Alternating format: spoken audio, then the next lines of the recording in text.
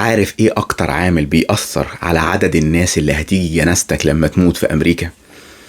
مش حب الناس ليك، لا، مش الاعمال الخيريه اللي بتعملها، لا خالص.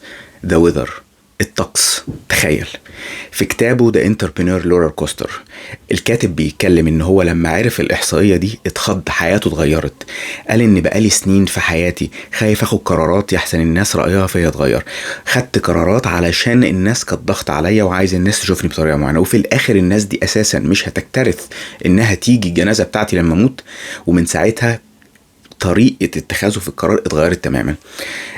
الحته دي او الدرس ده نتعلم منه، يعني نتعلم منه ان لازم نخلي بالنا من راي الناس والكلام ده، بس لازم الموضوع ما ياخدش اكتر من حجمه. ما ينفعش الموضوع يبتدي يتغلب علينا ويبقى كل افعالنا علشان راي الناس لينا. لازم اعمل كذا عشان الناس تشوفني وتقول عليا كذا، لازم ما اعملش كذا يحسن لو الناس شافتني هتقول عليا كذا.